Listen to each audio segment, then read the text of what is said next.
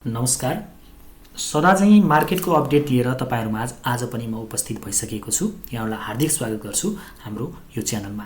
च्यानलमा नयाँ हुनुहुन्छ र तपाईले सधैँ मार्केटको अपडेट चाहनुहुन्छ, शेयर बजार सम्बन्धी विविध जानकारीको अपेक्षा राख्नुहुन्छ र तपाईका जिज्ञासाहरूको समयमै प्रतिक्रिया चाहनुहुन्छ भने तपाई हाम्रो च्यानललाई सब्स्क्राइब गर्न सक्नुहुन्छ। त्यसको लागि युट्युबमा गएर @7stockideas हानेर सर्च गर्नुभयो भने यो लोगो भएको हाम्रो च्यानल खुल्छ र यसमा तपाईले सब्स्क्राइब गरेर नजिकको बेल आइकन दबाई अल अप्सन क्लिक गर्नुभयो भने हामीले भिडियोहरू राख्न साथ तपाईलाई नोटिफिकेसन प्राप्त हुन्छ र तपाईले तुरुन्तै शेयर बजार सम्बन्धी विविध जानकारी प्राप्त गर्न सक्नुहुन्छ। यो जानकारी पछि तपाईलाई मैले विशेष रिकमेन्ड पनि गरौँ। मैले दुईवटा भिडियो तपाईलाई रिकमेन्ड गर्छु मेरो च्यानलमा भएका। उसो त थुप्रै च्यानल भिडियोहरू छन् यसमा।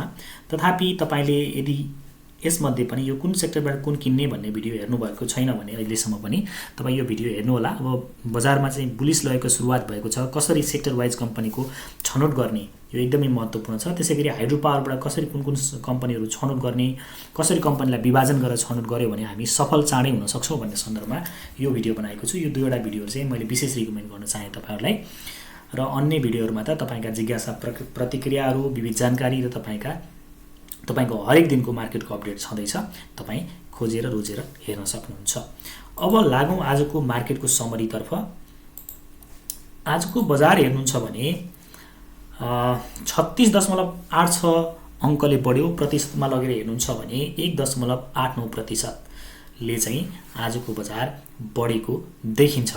अब यहाँनेरि मैले के कुरा जानकारी गराउँ भने अब बजारमा बिस्तारै बुलका लक्षणहरू देखिएका छन्। बजार बुलतिर जान लागेको लक्षण जस्तो कि बढ्दाखेरि धेरै अंकले बढ्ने र घट्दाखेरि थोरै अंकले घट्ने। अस्ति धेरै अंकले बढ्यो, हिजो केही कम अंकले घट्यो भने आज चाहिँ हिजो भन्दा धेरै अंकले बढ्यो भनेपछि अब बजारमा तपाईको बिस्तारै बुल पस्न सुरु गर्यो। मतलब कि अब बजार बुलिश लयमा गयो कि भन्ने हामीले पूर्व अनुमान गर्न सक्ने अवस्था रहेको छ। आज धेरैवटा कम्पनी अर्थात 214 वटा कम्पनीका मूल्य बढेको छ भने 24 वटा कम्पनीको मूल्य घट्यो र 4 वटा कम्पनीको मूल्य परिवर्तन भएन। परिवर्तन नहुनेमा बीएनटी, एनआईएमबी, टीपीसी र अपर परेका छन्। अब बुलमा चाहिँ हामीले घटेका कम्पनीहरुतर्फ नजर लगाउँदै गर्नुपर्ने हुन्छ है त। आज घटेका कम्पनीहरुलाई भोलिको बाईमा पनि तपाईले नजर लगाउनु होला। त्यसैगरी ट्रेन्ड लाइन ब्रेक गरेका कम्पनीहरुतर्फ पनि नजर लगाउनु होला।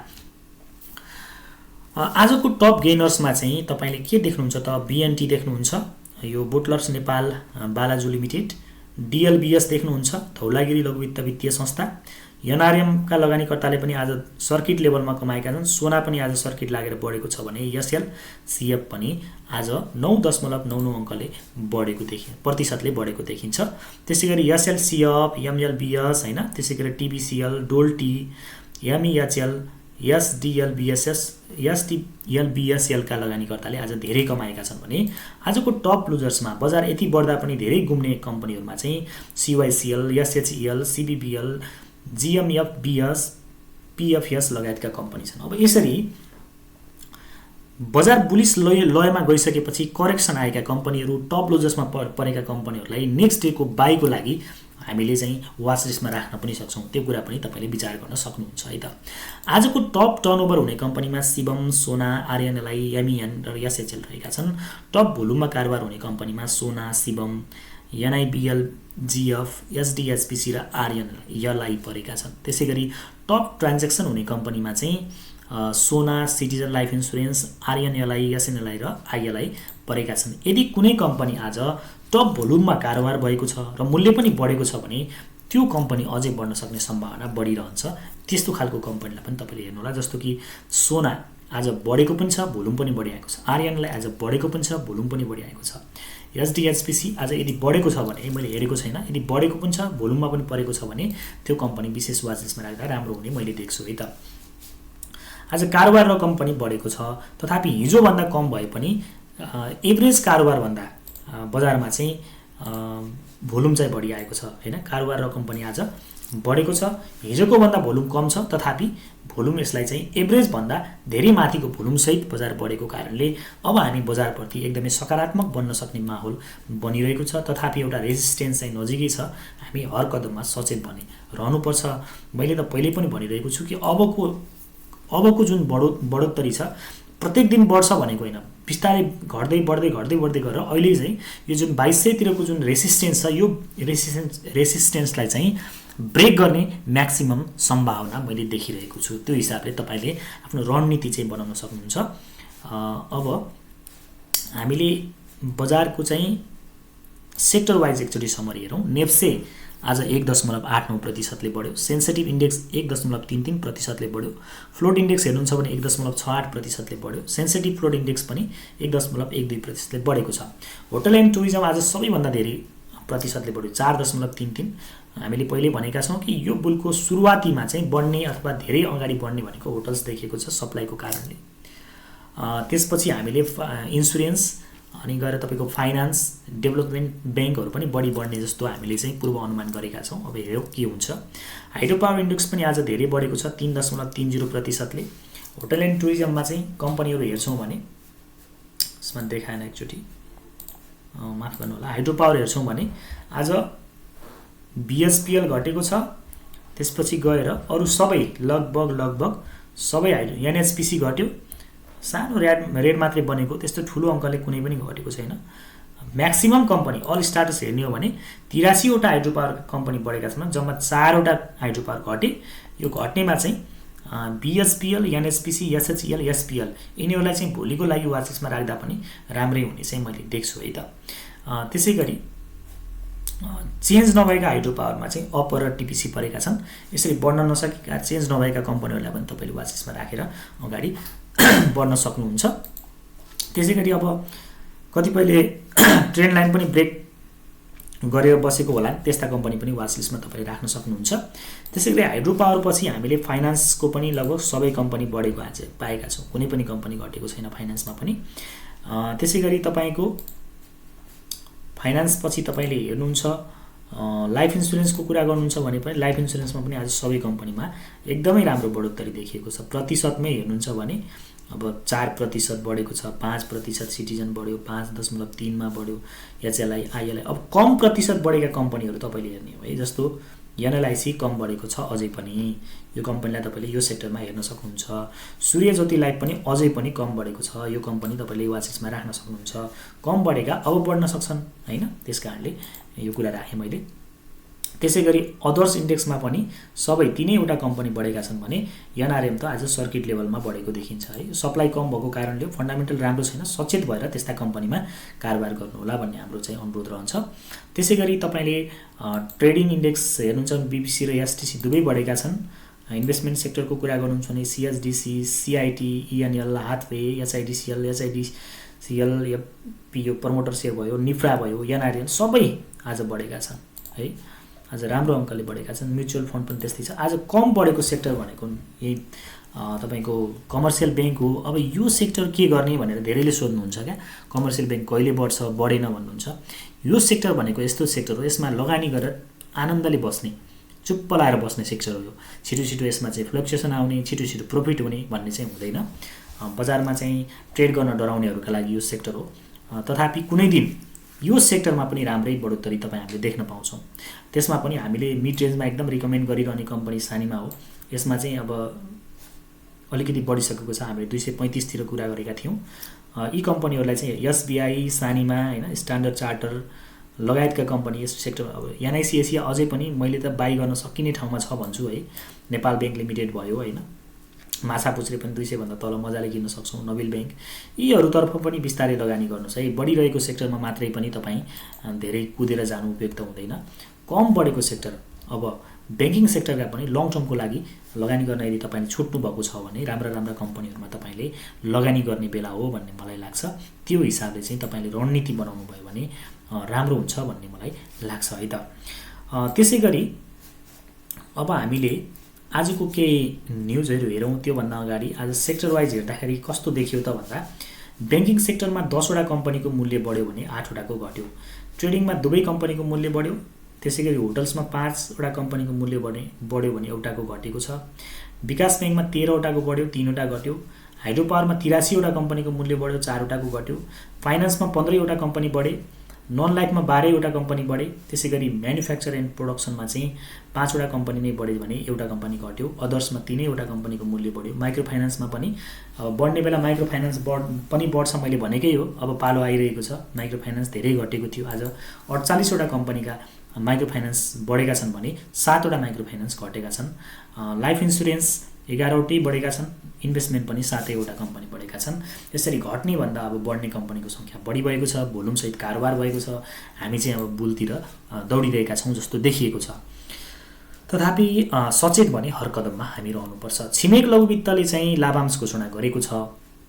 यसले चाहिँ 15% का दरले लाभांश घोषणा गरेको हो। त्यसमध्ये 5% बोनस सेयर घोषणा गर्यो भने 10% चाहिँ करसहित 10% चाहिँ नगद लाभांश गरेर 15% चाहिँ लाभांश घोषणा गर्यो। लाभांश घोषणा गरिसकेपछि बजारमा त्यति राम्रो रियाक्सन भने यो कम्पनीमा आएन, किनभने यसमा अपेक्षा चाहिँ 15% जति भए पनि यदि यसले चाहिँ 15% चाहिँ बोनस सेयर घोषणा गरेको हुन्थ्यो भने चाहिँ यो कम्पनीप्रति लगानीकर्ताको आकर्षण रहन्थ्यो र यो कम्पनीको मूल्य बढ्थ्यो होइन। तर अहिले घटेको छ। अब यसलाई चाहिँ एउटा अवसरको रूपमा प्रयोग गर्न हामीले सक्छौँ। कम्पनी फन्डामेन्टली राम्रो छ होइन। त्यस कारणले चाहिँ अब यो घटुन्जेल तपाईँ हेर्नुहोस्, आज भोल्युमसहित घटेको छ। कतिन्जेल घट्छ त, कतिन्जेल सेलिङ प्रेसर आउँछ। अब यो चाहिँ तपाईँको यो जुन सपोर्ट छ 871 को यो ब्रेक गरेर तल आउँछ भने त किन्ने राम्रो अवसर हुन्छ होइन। अब तल जति तल आउँछ त्यति नै हाम्रो लागि किन्नको लागि अवसर हुन्छ। तर बजार बुल लयमा गइसकेपछि यो कम्पनी धेरै घट्छ भन्ने चाहिँ मलाई लाग्दैन। लगातार हिजो चाहिँ न्युज अलिकति लिकेज भएछ कि जस्तो पनि लाग्यो CBBL को, किनभने हिजो पनि मूल्य घटेको थियो यसको होइन, आज पनि राम्रै तरिकाले घट्यो। तथापि त्यति धेरै डराउनुपर्छ जस्तो मलाई लाग्दैन। तल आउँछ भने एउटा किन्ने अवसरको रूपमा सदुपयोग गर्न सक्छौँ जस्तो लाग्छ है त मलाई चाहिँ। CBBL को हकमा जुन लाभांश घोषणा गर्यो अपेक्षा जति नगरे पनि नराम्रो लाभांश चाहिँ होइन, कम्पनीको फन्डामेन्टल नराम्रो छैन, त्यसकारण त्यति धेरै डराउनुपर्छ जस्तो चाहिँ मलाई लाग्दैन। यसका लगानीकर्ता यदि तपाईँ हुनुहुन्छ भने अब त्यति डराउनुपर्छ जस्तो मलाई लाग्दैन है त। तल आउँछ भने बरु एभरेज गर्न मिल्ने खालको चाहिँ कम्पनी हो। त्यसैगरी लुम्बिनी विकास ब्याङ्कले पनि आज लाभांश घोषणा गर्यो। अब लाभांश घोषणा गरिसकेपछि यसमा पनि रियाक्सन जहाँसम्म लाग्छ राम्रो आएन, किनभने यसमा पनि अपेक्षा अनुसारको लाभांश पनि छैन। जस्तो यसले चाहिँ 8.50% का दरले लाभांश घोषणा गरेको छ। सोमध्ये चाहिँ 4% बोनस सेयर रहेको छ भने 4.50% चाहिँ नगद लाभांश गरेर चाहिँ कुल 8.50% लाभांश घोषणा गर्यो। अब यसको पनि बजारमा आज रियाक्सन कस्तो छ एकचोटि हेरौँ। त्यति राम्रो रियाक्सन नभए पनि त्यति नराम्रो पनि नहुनु पर्ने हो, किनभने मूल्य तल नै छ अझै 397 भनेपछि त्यति धेरै डराउनु पर्दैन यो कम्पनीमा। तथापि यदि तपाईसँग छ धेरै मात्रामा छ भने आज त भोल्युमसहित फेरि बढेको पनि देखियो, थोरै अङ्क भए पनि हिजोको भन्दा तल धेरै जान सकेन, फेरि अलिकति घटेर इन्ट्राडेमै करेक्सन सकिएको जस्तो पनि देखिएको छ। अब यसको मूल्य चाहिँ तल जाने कि माथि भन्ने चाहिँ अबको बजारको सिनारियोले बताउँछ। बजार यदि माथि जान्छ भने यो कम्पनी पनि अब तल खासै घट्ने खालको सिनारियो देखिएन। फन्डामेन्टली स्ट्रङ छ नि त यो कम्पनी, त्यस्तो डराउनु नै पर्दैन। अब लाभांश भन्ने कुरा चाहिँ कहिले धेरै आउँछ कहिले थोरै, तर निरन्तर लाभांश दिइरहेको कम्पनी हो होइन। EPS 20.49 छ। यदि तल आउँछ भने चाहिँ किन्ने अवसर हुन्छ जस्तो लाग्छ मलाई यो कम्पनीमा पनि। त्यसकारणले यसका लगानीकर्ताहरू पनि डराउनुपर्छ जस्तो चाहिँ मलाई लाग्दैन। लाभांशकै बहानामा अब यहाँ लाभांश नै नदिने कम्पनीहरू त कुन मूल्यमा छन् भने अब यो लाभांश धेरथोर भए पनि दिने कम्पनीहरू त्यति धेरै डराएर बेच्नुपर्छ जस्तो चाहिँ मलाई लाग्दैन, किनभने हामी अब बिस्तारै बुलिस लयमा हिँडिसकेका छौँ जस्तो मलाई लागेको छ। त्यसकारण यसका लगानीकर्ता पनि खासै डराउनु पर्दैन जस्तो मलाई लाग्छ है त। त्यसैगरी अब समग्र नेप्सेको कुरा गर्दा के देखिन्छ, अब कस्तो रणनीति अपनाउँदा उपयुक्त हुन्छ भन्ने कुरा गर्नुपर्दा नजिकै एउटा रेसिस्टेन्समा भने हामी छौँ है। नजिकै हामी एउटा रेसिस्टेन्समा छौँ, सानो टाइमको भए पनि रेसिस्टेन्सको नजिक छौँ। सचेत भने हामी हुनुपर्छ। तथापि अहिले बजार बढ्दाखेरि पुरानो जस्तो अवस्था छैन। अहिले भोल्युमसहित बढिरहेको छ, एग्रेसिभली बढिरहेको छ। त्यसकारणले अब इतिहास बनाउने बेला के हुन्छ त भन्दा जहिले पनि पुराना रेसिस्टेन्सहरू तोड्दै जान्छ के बजारले बुलिस लयमा गइसकेपछि। आज यदि बजारले यो हिजोको रातो क्यान्डलको टुप्पो छ नि त्योभन्दा माथि क्लोजिङ दिन्थ्यो भने एकदमै राम्रो हुन्थ्यो होइन। अलिकति तल नै बसेको छ, सानो विक बनाएर तल फर्किएको छ। त्यसकारणले हामी कदम कदममा सचेत चाहिँ हुनुपर्छ। जुन कम्पनीहरू अप्रत्याशित रूपमा धेरै बढेका छन् नि, जस्तो हातवे होइन लगायतका पछिल्लो समय डोल्टी भयो, धेरै सर्किट हानिसकेका कम्पनीहरूमा चाहिँ अब हामी सचेत चाहिँ रहनुपर्छ। यो लेभलमा एकचोटि हामी हेर्न सक्छौँ है। 2031 को लेभलमा अलिकति प्रॉफिट बुकिङ चल्न सक्छ। तथापि अहिलेको बाइङ प्रेसर चाहिँ अलिकति स्ट्रङ भएको हुनाले हामीले चाहिँ यो लेभलमा जाने र अहिले चाहिँ बिस्तारै अब एकैचोटि त जाँदैन, रातो क्यान्डल बन्दै करेक्सनहरू आउँछ। हामीले एकदम धेरै बढेको दिनमा अब सेल गर्ने र सानो सानो करेक्सन आउँदाखेरि बाई गर्ने। त्यसपछि अब हामी यो 2200 को लेभलमा चाहिँ एकचोटि विचार गर्न सक्छौँ होइन। धेरै मुनाफा भइसकेको छ, आफूसँग धेरै किता छ भने अलिकति सेल गरेर एउटा सेफ ल्यान्डिङमा चाहिँ बस्नु पनि उपयुक्त हुन्छ क्या। बढेर माथि जान्छ भने फेरि बाई गर्ने अवसर त आउँछ नै होइन। यो लेभल तोडेर माथि जानु भनेको त एकदमै राम्रो हो होइन, नयाँ हायर हाई बन्छ।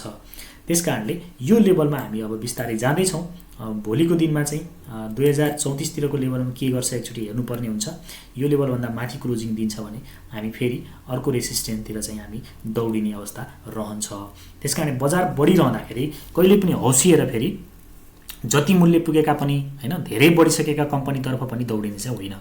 कम बढेका होइन पी रेसियोको आधारमा चाहिँ ठिकै देखेका अब ट्रेड गर्ने उद्देश्य भने सप्लाई कम भएका जस्ता कम्पनीहरू जस केही न केही लजिकको आधारमा चाहिँ लगानी गर्नुपर्छ। हामीले यत्तिकै कुनै पनि लजिक बिना लगानी गऱ्यौँ भने कहिलेकाहीँ हामी फस्न सक्छौँ। तथापि 2000 भन्दा तलको बिन्दुमा लगानी गरेको मान्छेलाई अब त्यति धेरै फस्छ भन्ने चाहिँ भन्न सकिँदैन। हामी चाहिँ एउटा 1800 देखि 2200 को बिन्दु भनेको अबको बुलको एकुमुलेसन जोन हो कि यो लेभलमा किनेका मान्छेहरूलाई बुलमा जसरी पनि फाइदा नै हुन्छ भन्न खोजेको। त्योभन्दा माथिका हकमा चाहिँ कुनैमा फाइदा होला नहोला, तर 1800 देखि जुन 2200 को लेभलमा हामीले बाई गर्छौँ नि बुलसम्म चाहिँ निश्चित रूपमा फाइदा हुने देखिन्छ। अब कति बेला कसले कति गर्दा किन्न सक्छ त्यो उसको क्षमताको कुरा हो, अलिकति लकको कुरा पनि हो होइन। अब टेक्निकल्ली हेर्छौँ भने पनि अब टेक्निकल सिग्नलहरूले स्ट्रङ देखाइसकेका छन्। विकली चार्टमा हेर्छौँ भने एमएसिडीले अझै बाई सिग्नल चाहिँ दिएको छैन विकली चार्टमा होइन।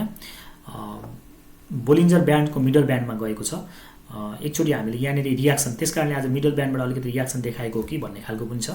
तथापि डेको चार्ट हेर्छौँ भने डेको चार्ट हेर्दाखेरि चाहिँ धेरै नै स्ट्रङ देखिएको छ कि त्यसकारण डराउनु खासै पर्छ जस्तो चाहिँ मलाई लाग्दैन। तथापि मार्केटमा जोखिम भन्ने सधैँ हुन्छ होइन। डेको चार्ट हेर्नुहुन्छ भने हिस्टोग्रामहरू पोजिटिभ एरियामा राम्रो भोल्युम चाहिँ बनिरहेका छन्। अब एमएसिडीले पनि बाई सिग्नल दिएको देखिन्छ। त्यसपछि त्यो बोलिन्जर ब्यान्डको पनि अप्पर ब्यान्डतिर चाहिँ क्यान्डलहरू बनिरहेका छन्। टेक्निकल्ली अहिले हामी जो स्ट्रङ देखिरहेको छ फन्डामेन्टल्ली सपोर्ट गरिसकेपछि फन्डामेन्टल्ली बजारमा सपोर्ट गर्यो भने टेक्निकल भन्ने कुराहरू आफै धर्काहरू भनेको चाहिँ आफै सिधासिधी भन्दै जान्छन् कि मेरो विचारमा चाहिँ त्यस्तो लाग्छ। त्यसकारण बेसिक भनेको चाहिँ फन्डामेन्टल नै हो। अहिले बजारको फन्डामेन्टल राम्रो देखिएको छ, त्यसकारण नै बजार चाहिँ स्ट्रङ देखिएको हो। तथापि हर कदममा सचेत हुँदै धेरै मुनाफा भइसकेका कम्पनीहरूमा थोरै थोरै प्रफिट पनि बुकिङ गर्दै अनि त्यसपछि धेरै नबढेका कम्पनीहरूलाई चाहिँ यसो नजरतिर लगाउँदै गर्नुहोला भन्ने चाहिँ मेरो व्यक्तिगत राय रहन्छ। बाँकी निर्णय भने तपाईँ आफै गर्नुहोला यति भन्छु। र आजको बजारको अपडेटबाट तपाईँहरू माझबाट ओझेल पर्छु। यहाँहरूको समय शुभ रहोस्। नमस्कार, शुभ समय।